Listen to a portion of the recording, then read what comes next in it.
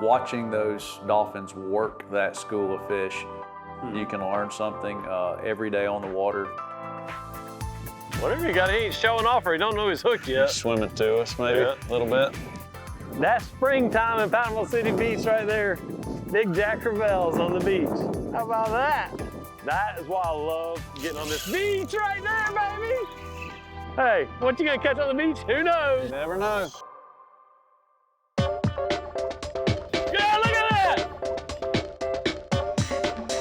There he is. Yeah, that's a good one. Chasing the Sun is brought to you by Florida Water Sports. Get all you need for the water at fws.fish. Humminbird, simply, clearly better. Minn Kota. And by Pirates Cove Marina. You enjoy the Gulf, we'll take care of the rest.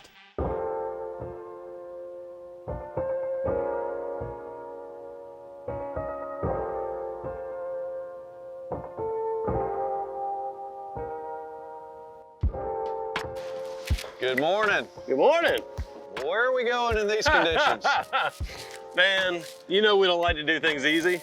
No. This is a typical Florida Panhandle spring morning where it might be 80 or it might be 50. And today we got 50. Always said I like a good challenge. You have in your mind what you want the weather to be, and then it's what it actually is. This north wind puts that beach nice and slick, and you know that's one of my favorite things to do. Absolutely. Get out there and see what the beach has to offer. Like it. Up here in the Florida Panhandle, you know, we do get some cool weather in the wintertime, which is nice. I love it. We actually get a little fall, a little wintertime. It gives you a chance to get in the woods and do other stuff, but then I wish we could just hit that switch and all of a sudden it was 80, 85 degrees and blue skies, but it's never the case. No, and the other aspect is no 2 years, no 2 seasons, no 2 springs are ever the same. Inside all these strips of sand, you have these little deep pockets that cut in here, and it's not that fish are always going to hang out in there, but on a morning like this, when it's cold and windy, you have all these shallow flats out here. These fish don't like cold weather, kind of like us, that's why we live here. But so on these cold nights, they'll push off onto these little troughs. It's the way these sandbars and the troughs cut in and out, it always changes, and it's almost blind fishing, basically. Like, we know the contours look correct, but we don't know what fish are in there. Even if we're marking fish, we can't confirm what it is till we start catching them. All right, Matt, this is my, if you want to catch everything that swims out here, rig. Okay. That's why I love having a plan like what we're doing first, where we're, you know, fishing some shrimp on the bottom and, you know, just catching a variety of fish. Come straight in from the back like this, and just thread them on the hook, just like that. Now we got a shrimp on a jig head. Nice. Kind of a fail-safe option to start with. You put a shrimp on the bottom. You're generally going to get a bite, right? Once the conditions line up, go see if we can find something big. And we'll let the boat drift in here backwards like this, Matt, all the way up here. You can grab one and just sling it up this way, up towards that point, whatever looks fishy to you. In my opinion, that shrimp on a jig head, it's bouncing, it's hitting the bottom, it's making some noise. You have that shrimp kind of standing up off of it. It's just the perfect presentation. Just perfect, natural, slow presentation. There. All right, Matt, we got them. They're all right inside that point. I don't know what it is yet. Oh, it's a whiting. Nice. In my opinion, when you get in an area, you want to get that first bite. Kind of takes the pressure off a little bit. Definitely. The whiting is not glamorous. Nope. But he is kind of a target species for some people, especially on, you know, beach fishing. Yeah. It's a cool little fish. It's kind of got to be related to a redfish, don't you think? I would say so. And they all have that black tip on their tail like that. You know, redfish got that big dot right here on his tail, or I guess about right here, but whiting is always on the tip of his tail right there. But same thing, they feed on a lot of crustaceans and shellfish and tasty little critters, but today they get to go back. Whatever you got, he ain't showing off or he don't know he's hooked yet. He's swimming to us, maybe, a little bit. Yeah, or it's flounder. What you got? Nope, another whiting. Whiting. Yours is a little bigger. Trying to one-up me? Always. Now that we're getting some bites from these whiting, I'm like, all right, we're on to something here. Not quite what we're looking for. And at least we know there's life in there. Oh. Oh, that's better fish. All right, I got one hooked up. That's springtime in Panama City Beach right there. Big Jack Crevalle's on the beach.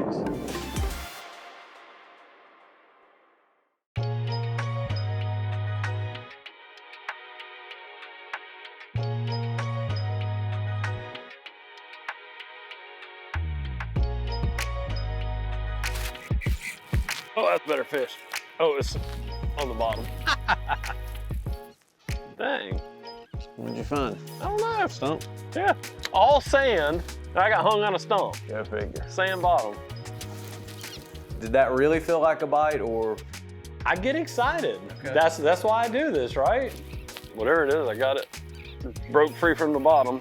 After you have a couple successful hook sets and it's actually a fish, at that point in my mind, anything that gets close to that hook and bumps into it, I'm gonna set the hook and I'm gonna act like it's the fish of a lifetime. You're gonna go through all the motions with it until we get it beside the boat, and then you've got to decide what to do with it. That's right. And then I realized it was just a piece of grass on the bottom. You do see some of that. This stuff changes so fast that, you know, one day it's dunes and sea oats, and the next day it's underwater.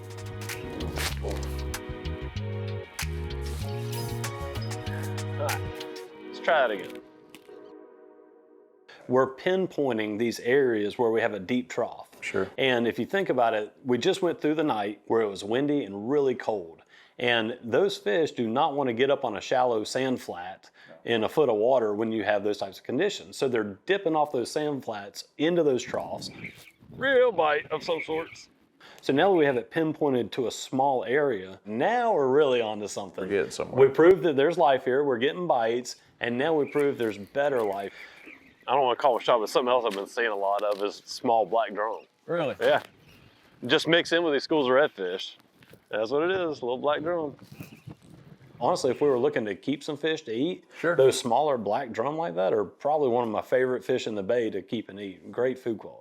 Definitely, and you know, if anytime you're getting a bite from a black drum, the next cast could be a red. That's right. Such a cool little fish.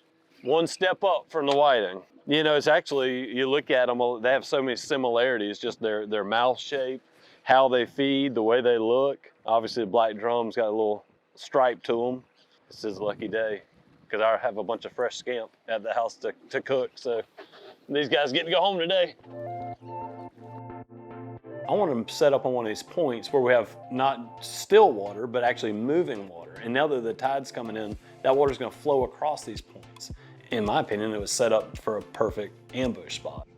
There we go. I don't know what it is about light tackle, feeling a thump, setting the hook, and bending a rod. It Good as it gets. Makes me smile every time. Flounder. A flounder, and I have not got a flounder. Bigger black drum. The first two casts in this pocket, Not a bad flounder combo. and a black drum. Now I want to see if, once we get that moving water, if we'll get some, you know, more predatory fish like the trout. Uh-oh. And sure enough, they showed up in a big way. I assumed we would have caught a couple. A speckled trout. But, you know, to catch decent class of trout here, you know, it can be kind of difficult. I mean, it looks like a match to the last one, too. And another one. When they grab a hold of something, it's usually not going to get away. Now that these trout are kind of slowing down on us, I think it's time to make the transition, because I can feel the air warming up. I can see that sunshine starting to rise up a little bit, and it's getting bright. And for me, my excitement for today was being able to get in that tower and finally see what's on that beach.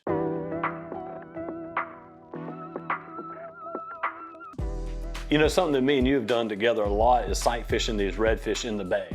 And when we're sight fishing them on the flats, like, you're looking for the individual fish themselves. Right. This is gonna be totally different. When we're running the beach, we're looking for massive schools. It's almost like an Easter egg hunt. You know, every day I have no idea where they're gonna be. And so it's always a relief for me when we're running, and then I finally see that big round shape. And it could be a little dirty spot in the water or something, but as we approach that school, you can start to see a little separation. And when I see that separation in there, I know it's a school of fish. Now it's just a matter of figuring out what they are, what lure we need to throw. I love to start with the top water plug. Yeah. Because if it's jack crevalles or redfish, they're probably gonna crush it. And it didn't take long when we threw that top water plug across this school to realize it's all jack crevalles, and not just any jack crevalles, nuclear jacks. Nuclear jumbo jacks. All right, I got one hooked up. Yes! One at a time? No, heck no. We talked so much about the explosive bites and how aggressive and how fast they are. Well, that all, as you can imagine, once you hook that fish, those attributes continue. That's and it. he takes off 100 miles an hour. You better have a reel with a lot of line and a really smooth drag, because he's gonna test your drag. That's springtime in Panama City Beach right there. Big jack crevalles on the beach. Ooh, you don't even know it's hooked yet either. That is why I love getting on this beach right there, baby. Hey, what you gonna catch on the beach? Who knows?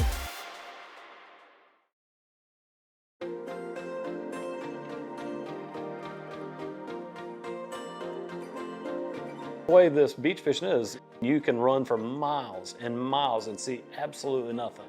But when you find one of those migratory schools of fish, whether it's redfish, jack crevalle, black drum, whatever it may be, you pretty much, when you find them, you find them. Springtime in Panama City Beach right there. Big jack crevalles on the beach. Y'all watch Matt's plug right here. It just hit the water, watch it right here. Look at pop, pop, pop, pop. Here they come. There it comes. Look at him fighting over right there. And he's hooked up. Oh, I love it. Oh, I love it. Tell you what, people travel all over the world to be able to sight fish giant, strong, aggressive fish. And we got them right here. It's one of our springtime staples right there. Mr. Jack Crevalle. What you don't want to do, most forked tail fish, their forked tail makes a perfect, look at these dolphins right here. Their forked tail makes a perfect, let me grab them first.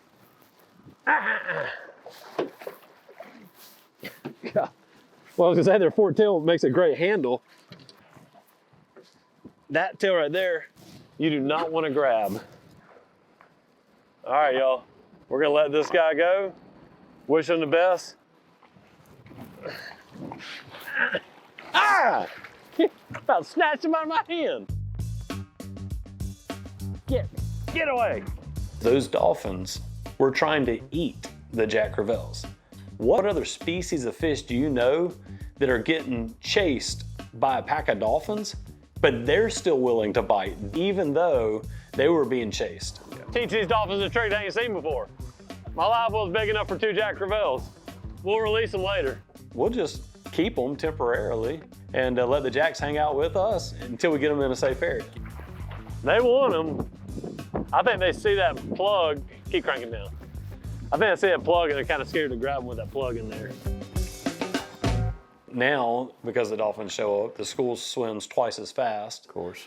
So I think it's time to leave this school of jacks for now and see if we can find another school. Just trying to get set up where we don't get too close, but we can get a couple shots at them, lead the school of fish, stay ahead of them. Always keep a visual on them so that we can go back to them, keep working them. Very fluid process. I'm not gonna lie, when we left that school of jacks, you're kind of a little worried because you don't know if you're gonna see anything else. Oh, there's more right here, Matt. Different school. But I'm looking for that mother lode. That's what I really love finding. And so to find a second school of fish, they were moving slower. I thought maybe it's another school of jacks, but I was really thinking it was gonna be redfish. These don't know about the dolphins yet.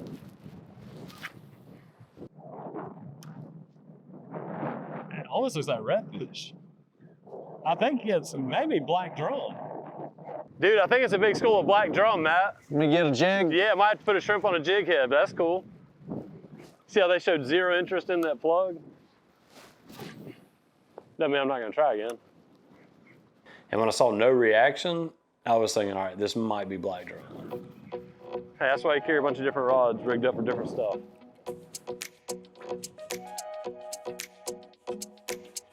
All right, got one. Ooh, you don't even know it's hooked yet either. How about that? That is why I love getting on this beach right there, baby. Hey, what you gonna catch on the beach? Who knows? Never know. To me, they're one of the least aggressive Least biting aggressive fish fish, out that's there. right. That's why we had to make that transition back to a jig head. The good thing, we're doubled up. The bad thing, these are giant black drums and we're on the little poles. A little undersuited here, but it's okay.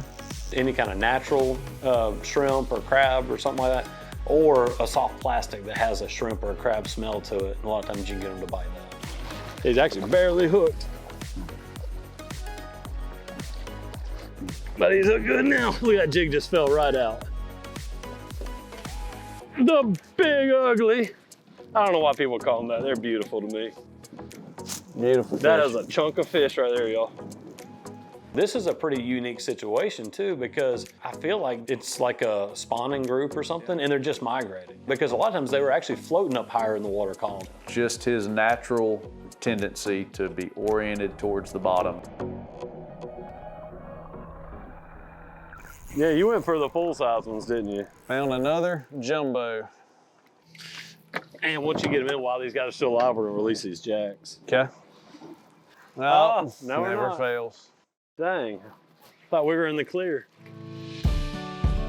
Out of thin air, the dolphins show up. There we go. Ooh, that is a chunk. Think about that, it looks like shrimpy color, smells like a shrimp. Bait fish profile, but it don't matter. It look right to him. Beautiful. Look at that dude. Nice All right. fish. I'm gonna get him right back in because I'm hot. I'm ready to shed this jacket. I think I've already said that All right, 10 now. times. Oh. Oh. Catching big fish like that on the beach is a lot of fun. You get to see them, keeping away from the dolphins. They're always a challenge. So really good change of pace from where we started this morning to now. Kind of covered the whole spectrum. Good stuff. Chasing the Sun has been brought to you by Minn Kota, Florida Water Sports. Get all you need for the water at fws.fish. Humminbird, simply, clearly better. And by Pirates Cove Marina, you enjoy the Gulf, we'll take care of the rest. If you've ever visited Panama City Beach, you likely went to Shell Island. It's a beautiful 7-mile-long white sand beach with emerald shores. Believe it or not, Shell Island didn't exist up until about August of 1934. If you can imagine, the Army Corps of Engineers has been digging for over a year to cut this new pass in a peninsula that's called Land's End. And when they do get the new pass cut, it'll be safer and better for everybody, and Shell Island will have been worn. Shell Island is a jewel of the Panama City Beach area because it's untouched. You take a boat through this pass, if you take a right, there's civilization as far as the eye can see. But if you take a left, you just have untouched beauty for miles and miles and miles. The way it always was. Beautiful.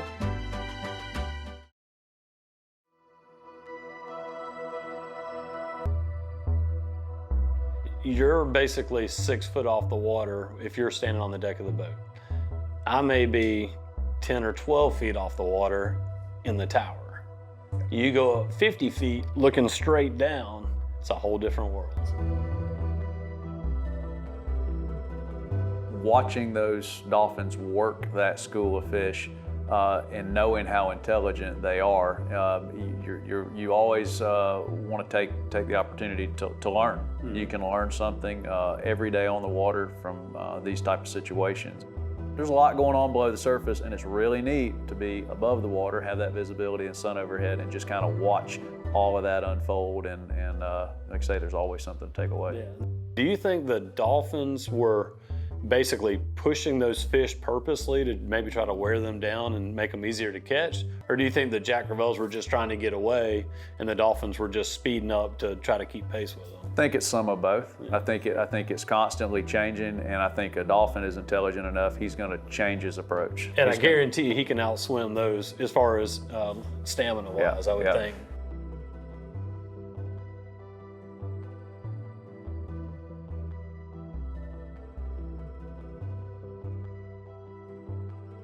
Well, this turned into a day for the Jacks. This was the last one that was in the live well, and now that the dolphins aren't around, we're letting them go. Well, it was supposed to be a day of redfish, but you know what? I think we caught everything but a redfish. We did. Some days are that way, and just take what day has to offer, and today we had a lot to offer. That's right. ID the species in the school, get the proper lure on them, and hang on.